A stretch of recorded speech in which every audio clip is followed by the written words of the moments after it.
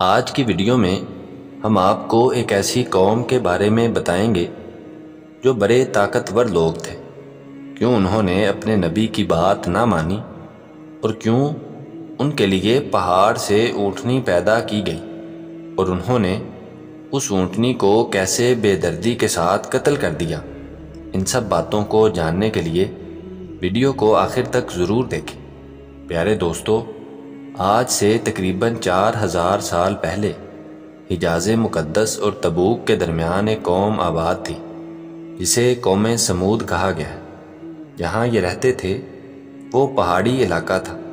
اس قوم نے بہت ترقی کی اور ان کی ترقی کے پیچھے وجہ یہ تھی کہ یہ لوگ پہاڑوں میں گھر بنا کر رہتے تھے، جس کی وجہ سے دشمن کبھی ان پر غالب نہ آ سکے۔ اللہ نے صالح علیہ السلام کو اس قوم کی طرف رسول بنا کر بھیجا۔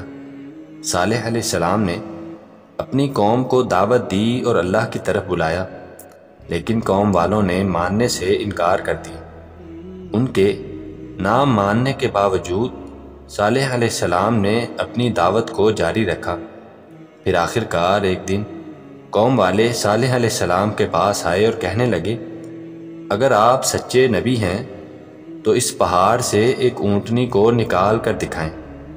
صالح علیہ السلام نے ان سے عہد لیا کہ اگر پہاڑ سے اونٹنی نکل آئی تو تم ایمان لے آؤ گے۔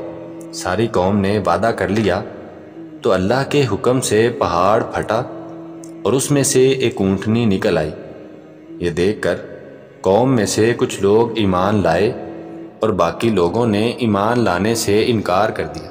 صالح علیہ السلام نے قوم والوں کو کہا کہ یہ اونٹنی اللہ کی طرف سے نشانی ہے، لہٰذا اسے کبھی برائی کے ارادے سے نہ چھونا، اور یہ جہاں جاتی ہے جانے دینا۔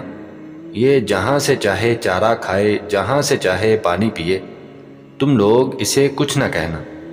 اگر تم نے اسے کچھ کہا تو تم پر اللہ کا عذاب آ جائے گا۔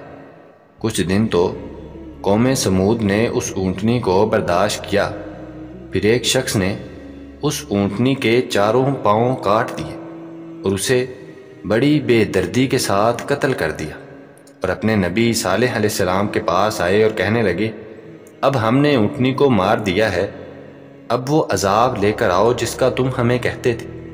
قوم سمود کی اس سرکشی پر اللہ کا عذاب کچھ اس طرح آیا کہ ایک رات خوفناک چیخ کی آواز آئی جس سے وہ سب ہلاک ہو گئے، اور جب صبح ہوئی تو وہ سب اوندھے منہ اپنے گھروں میں مرے ہوئے پڑے تھے۔